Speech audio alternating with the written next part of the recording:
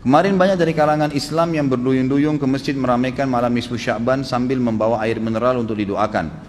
Ada yang baca surah Yasin 3 kali berjamaah dengan diniatkan untuk panjang umur, memperoleh rezeki dan mendapatkan husnul khatimah. Ada juga yang dilanjutkan dengan sholat sunnah.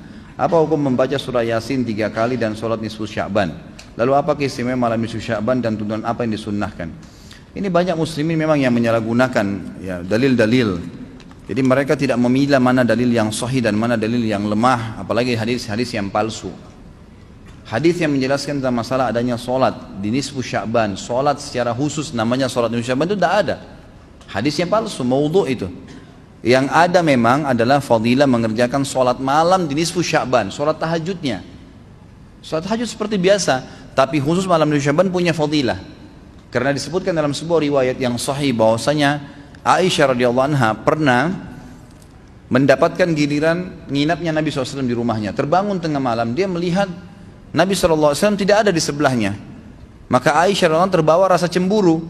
Dia memakai bajunya kemudian mengelilingi rumah-rumah Nabi yang lain, ya, istri Nabi yang lain, takut Nabi ada di sana gitu. Diketukin satu-satu, ternyata nggak ada.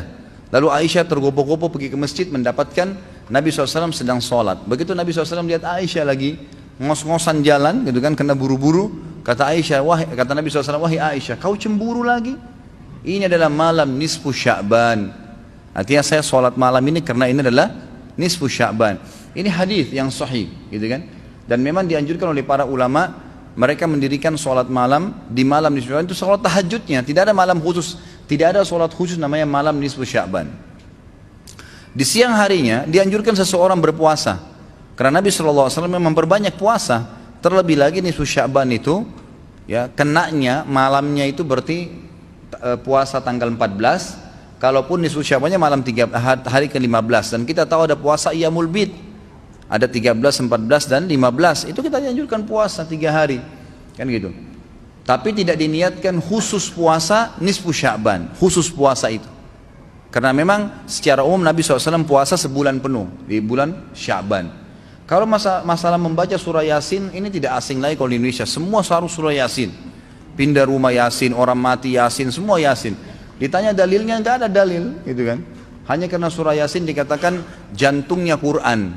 Itu pun hadis yang lemah, karena dalam sanadnya ada orang yang pendusta, gitu kan? Tapi ini diamalkan. Ya. Kalau kita mau mengaku pengikut Nabi Muhammad SAW yang murni, maka tidak mengamalkan apa yang tidak dicontohkan oleh Nabi SAW. Apalagi membawa air, kemudian secara khusus dibacakan atau dihidupkan dengan surah Yasin, belum pernah ada contoh. Belum pernah ada contoh. Allahu alam. Saya tidak menyalahkan ya. Yang mau kerjakan itu silahkan, itu hak dia. Tapi saya pribadi menyarankan, apalagi jemaah yang ikut dengan pengajian saya atau yang mendengarkan ceramah kita, murnikan ibadah kembali kepada Nabi SAW. Nabi SAW tidak menghembuskan nafas terakhir kecuali sudah mengajarkan semua yang kita butuhkan. Jadi tidak perlu ditambah. Kalau kita tambah seperti kita sedang mengatakan, maaf Rasulullah saya lebih faham daripada anda. Nabi nggak pernah baca Yasin 3 kali di malam nisfu Sya'ban, nggak apa-apa kan, bagus. Loh, Nabi mau nggak pernah lakukan. Nabi yang nerima dari langit wahyu nggak pernah lakukan, nggak apa-apa. Berarti sama saja anda bilang, maaf Rasulullah saya lebih ngerti. Itu. Ini keliru, nggak boleh. Itu. Jangan tambah-tambah agama, biarkan dalam keadaan murni. Sedangkan murni saya sudah banyak sekali yang kita bengkalaikan, apalagi kalau ditambah-tambah. Gitu.